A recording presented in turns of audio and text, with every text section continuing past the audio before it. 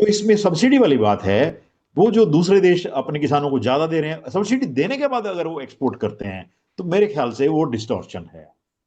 क्या सर कहना है आपका? इसको सर मैं थोड़ा क्लियर करता हूँ। यहाँ पर फैलेसी फैलेसी जैसे आप समझते हैं, जो लगती तो लॉजिकल है सुनने में, लेकिन कुछ नेट जब कंक्लूजन पे पहुंचते हैं तो कुछ मिसिंग होता है।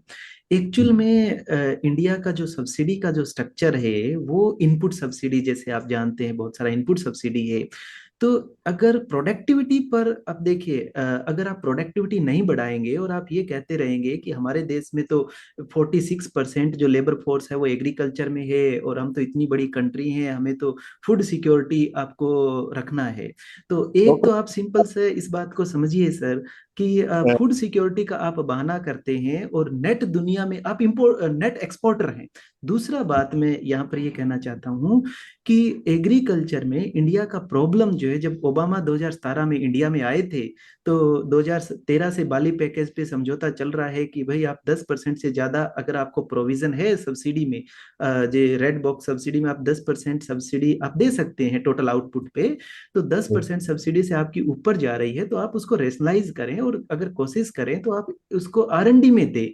अगर आरएनडी में अगर आप सब्सिडी देते हैं तो दुनिया के लिए ये अच्छा होता है, क्योंकि कॉस्ट रिड्यूस होती है, और जैसे ही कॉस्ट रिड्यूस होती है तो मार्केट फ्लोरिश करती है, सब लोग जानते हैं। तो डब्ल्यूटीओ का बेसिक जो स्ट्रक्चर है वही मार्केट को प्रमोट करने के लिए बना हुआ है। लेकिन इंडिया का जो सब्सिडी है वो फूड सिक्योरिटी पे बना करके, या ऐसे कहें कि इंडियन की जो गवर्नमेंट है उसकी रिफॉर्म करने की इतनी हिम्मत नहीं है, क्योंकि कुछ लॉबी इतनी स्ट्रांग है इंडिया के अंदर एग्रीकल्चर में, जिनको रेंट आता है।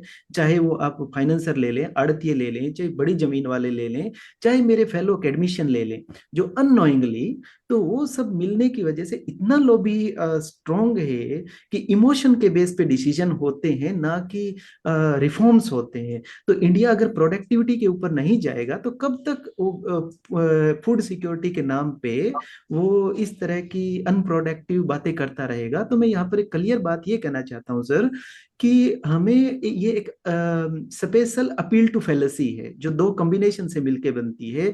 कि आप एक साइड तो आप पॉवर्टी दिखाते हो कि हमारे 142 करोड़ लोग हैं, दूसरी साइड आप इनएफिशिएंट हैं।